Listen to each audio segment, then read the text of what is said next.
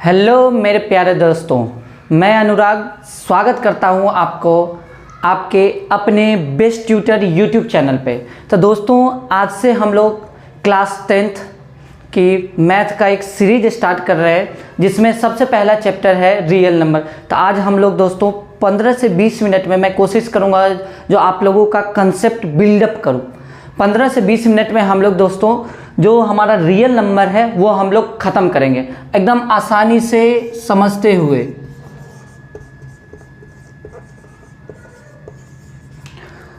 दोस्तों आप लोग बिल्कुल चिंता ना करें, आसानी से हंसते हंसते खेलते खेलते हम लोग पढ़ेंगे रियल नंबर, जो कि आपके एग्ज़ाम में जो अभी आने वाला प्री बोर्ड है, यानी कि मिड टर्म जो होगा इसमें 6 नंबर का वेटेज रखता है। 6 नंबर का ये इसमें से पूछता है। तो क्या क्या पूछता है, जैसे फंडामेंटल थ्योरम है उसके बारे में हम लोग बात करेंगे, इरेशनल प्रूफ करना होता है उसके बारे में हम लोग बात करेंगे, प्राइम नंबर के बारे में हम लोग जानेंगे, कंपोजिट नंबर के बारे में जानेंगे। आप लोग बिल्कुल टेंशन नहीं लेंगे, आराम से वीडियो को पूरा वॉच करेंगे। अगर वीडियो अच्छा लगे तो लाइक भी करेंगे, ठीक है। तो क्या करेंगे, सबसे पहले हम लोग रियल नंबर पढ़ते हैं। तो सबसे पहले समझेंगे रियल नंबर होता क्या है। तो जितना भी डिजिट पाया जाता है दुनिया में उसको बोलते हैं रियल नंबर, ठीक। अब आप बोलिएगा सर डिजिट 0 से लेकर के 9 तक होता है, ठीक है।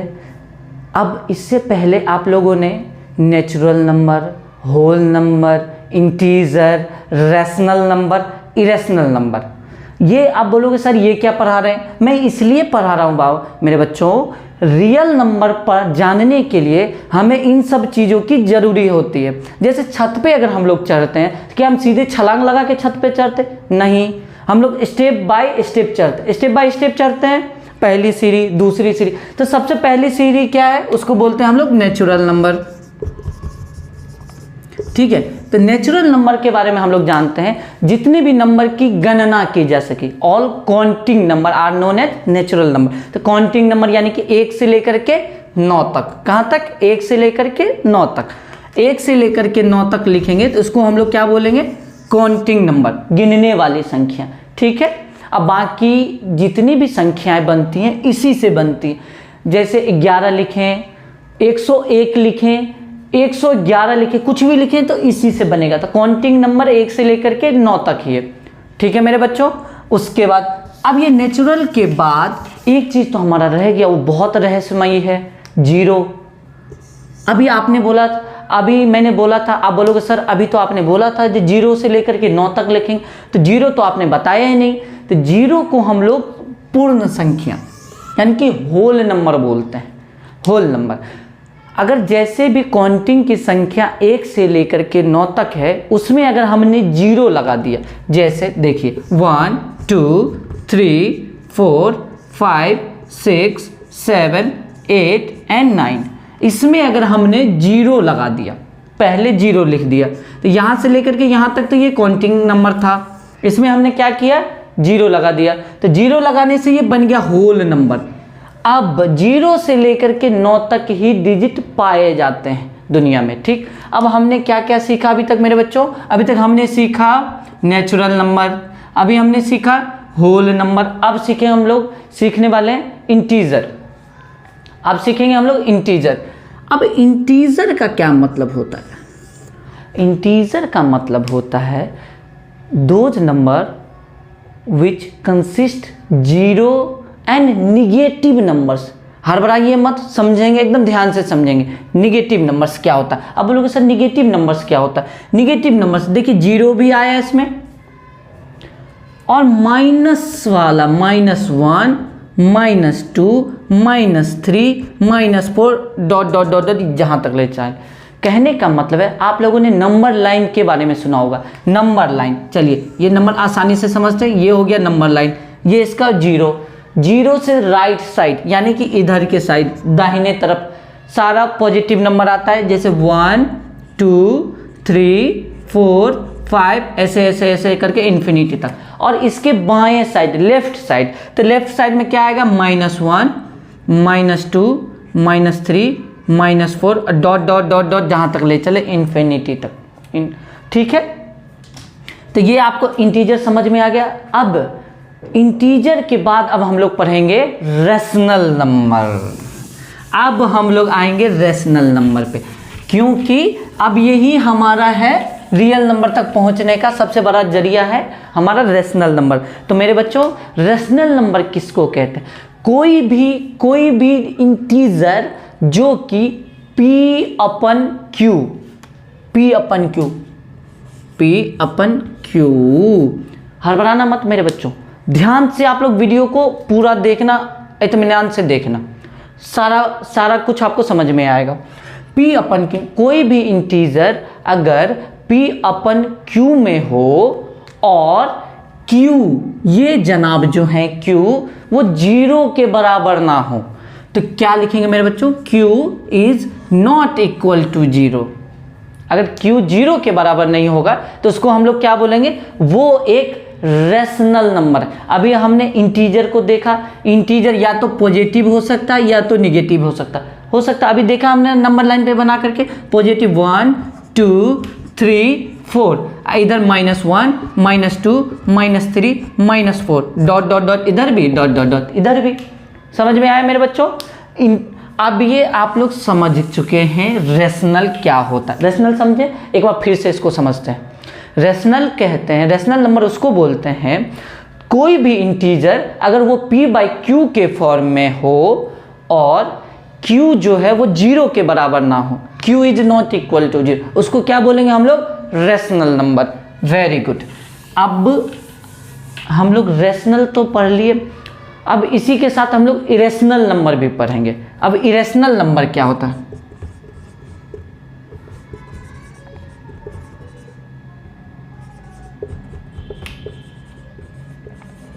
देखो, इरेशनल नंबर क्या होता है? इरेशनल नंबर समझने के लिए हमें कोई भी ऐसा इंटीजर हो जो कि नॉन रेकरिंग के फॉर्म में। अभी रेकरिंग यानी कि एक चीज सीखते हैं, टर्मिनेटिंग, नॉन टर्मिनेटिंग, वो दो चीज सीख लेते हैं रेशनल नंबर के लिए।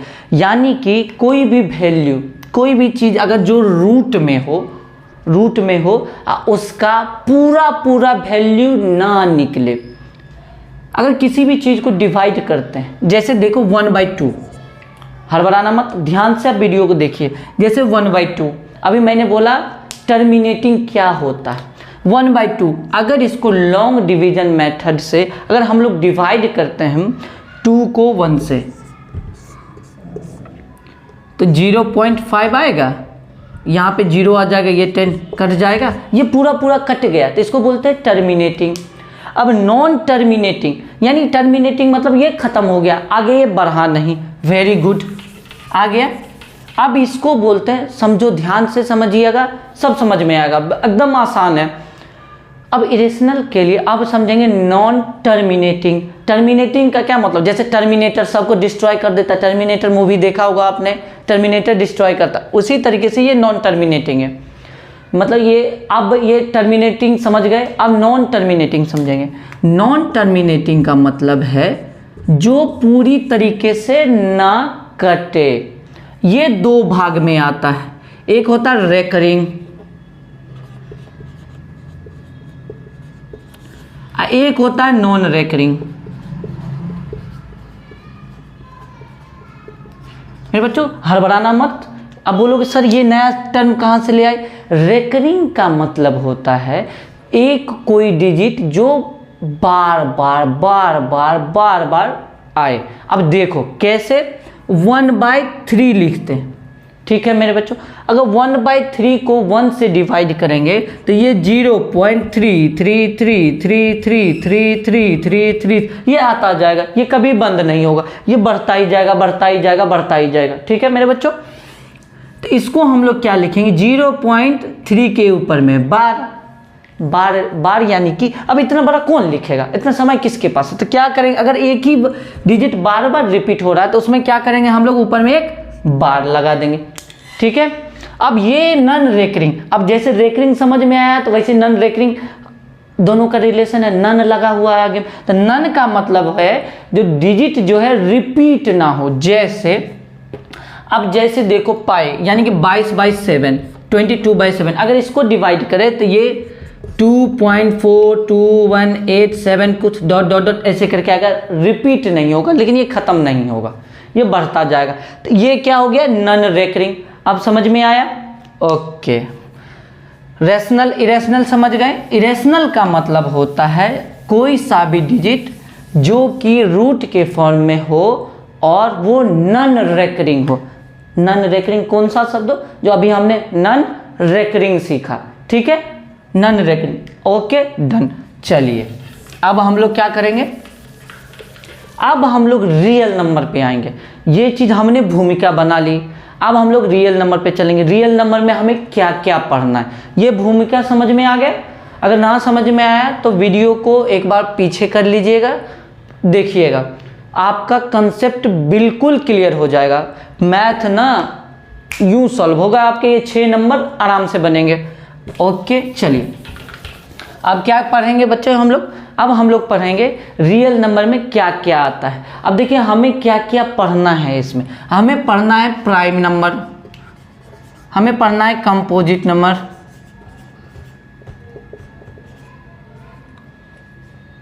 हमें पढ़ना है एलसीएम, हमें पढ़ना है एचसीएफ, हमें पढ़ना है fundamental theorem of arithmetic, fundamental theorem, fundamental theorem. उसके बाद हम बस एक एक्स्ट्रा चीज पढ़ेंगे, उसको प्रूफ ऑफ इरेशनल।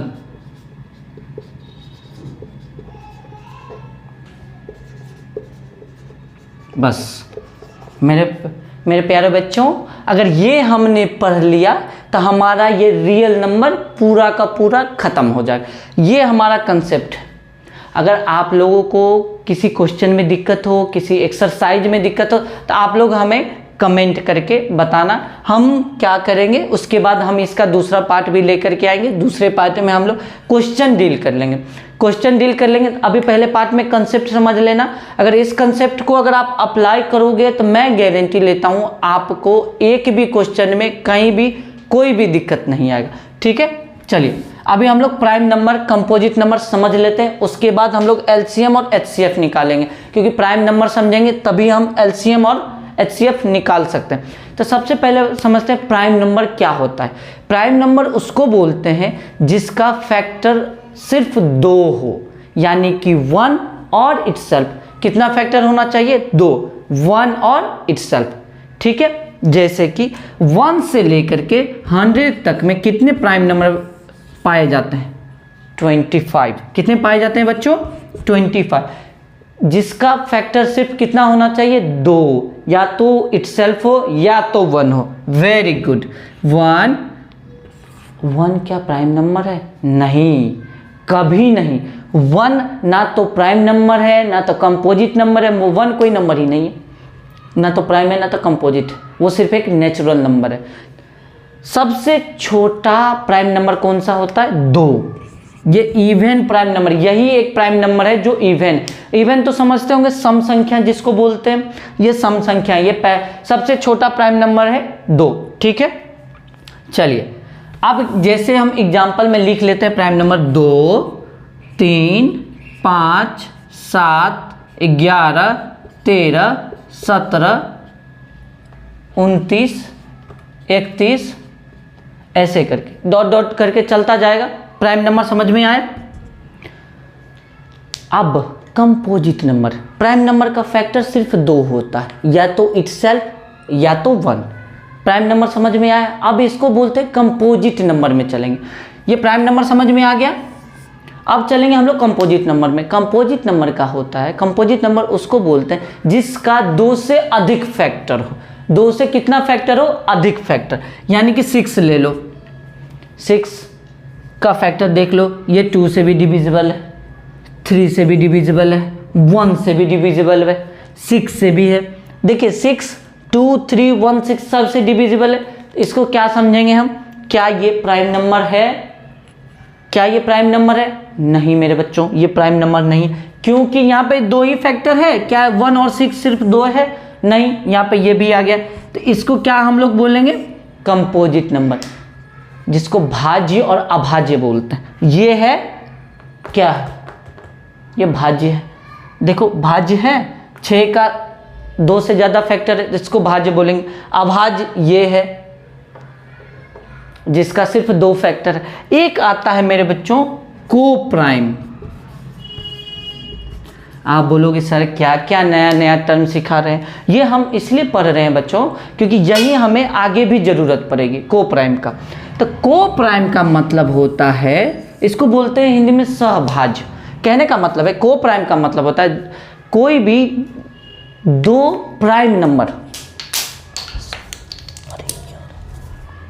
सॉरी ये मार्कर गिर गया था, कोई बात नहीं। को प्राइम उसको बोलते हैं कोई भी 2 प्राइम नंबर जिसका फैक्टर सिर्फ 1 हो, ओनली 1। समझते हैं एग्जाम्पल के साथ, हड़बड़ाइए मत। देखिए कोई भी प्राइम नंबर ले लेते हैं, 3 और 7 ले लेते हैं। अब तो हम लोग जानते हैं प्राइम नंबर का फैक्टर सिर्फ 2 होता है, या तो 1 होगा या तो इटसेल्फ होगा। अब देखिए ये या तो 3 से कटेगा या तो 1 से कटेगा, यहाँ भी या तो 3 से कटेगा या तो 1 से कटेगा। Very good. तो इस दोनों का फैक्टर, एक कॉमन फैक्टर क्या निकला, 1। अब ये समझ में आ गया को प्राइम। चलिए प्राइम नंबर कंपोजिट नंबर समझ गए। अब हम लोग इसी प्राइम नंबर कंपोजिट नंबर से एलसीएम और एचसीएफ निकालेंगे। अब ये बताइए एलसीएम का क्या मतलब होता है। एलसीएम का मतलब होता है लोएस्ट कॉमन मल्टीपल, और एचसीएफ का हाईएस्ट कॉमन फैक्टर। चलिए तो सबसे पहले एचसीएफ निकालते हैं। ये मैं रब कर देता हूँ, आप लोग वीडियो को रिमाइंड करके थोड़ा पीछे करके देख लेना, ठीक है। कोई बात नहीं, हम लोग फिर आएंगे इस पे। वीडियो को रिमाइंड कर देते हैं, वीडियो को आप लोग रिमाइंड कर लीजिएगा। अभी हम लोग एलसीएम और एचसीएफ पे देखते हैं। एलसीएम को क्या करेंगे, जैसे देखिए एलसीएम अगर किसी का निकालना हो तो कैसे निकालते हैं। जैसे देखिए 4 और 16, इसका बोले एलसीएम निकालो, तो कैसे निकालते हैं। हमने ये प्राइम फैक्टराइजेशन मेथड जानते हैं आप लोग। प्राइम फैक्टराइजेशन का क्या मतलब होता है, प्राइम नंबर से डिवाइड करके निकालते हैं। प्राइम नंबर तो समझ में आया, क्या करते हैं हम लोग, प्राइम नंबर से डिवाइड करके निकालते हैं। प्राइम नंबर से क्या करते हैं हम लोग, डिवाइड करके निकालते हैं। तो क्या करेंगे, जैसे 4 ले लेंगे, 2 2 जा 4, कट गया, 2 1 जा 2, ये हो गया। अब ऐसे 16 का करेंगे, 2 से सबसे छोटा प्राइम नंबर, सिर्फ इसमें प्राइम नंबर से ही डिवाइड करते हैं, ठीक है, इसलिए इसको प्राइम फैक्टराइजेशन बोलते हैं। 2 8 जा 16, 2 4 जा 8, 2 2 जा 4। अब हो गया, इस सबको मल्टीप्लाई कर देंगे। जैसे देखो 2 का पावर कितना आया है इसमें, 1, इसमें आया 2 का पावर, ठीक 4, सॉरी 2 का पावर 4। अब इसको मल्टीप्लाई कर देंगे, हाईएस्ट पावर देखते, सबसे पावर ज़्यादा वाला जो, अब इस दोनों को मल्टीप्लाई कर देंगे, एलसीएम निकल गया। अब सेम अगर इसका इसी से बोले इसका एचसीएफ निकालने के लिए, एचसीएफ निकालने के लिए हम लोग क्या करेंगे, सेम निकालेंगे। अगर जो इसमें दोनों का जो कॉमन फैक्टर सबसे बड़ा निकलेगा उसी को, जैसे अभी हमारा सबसे दोनों में 2 निकला था, तो इसका एचसीएफ क्या निकलेगा, 2। ये कॉमन फैक्टर समझ में आए, ओके। चलिए अब हम लोग ये वीडियो थोड़ा 15-17 मिनट का कोशिश करेंगे, आज ख़त्म करते हैं। बंद कर दो।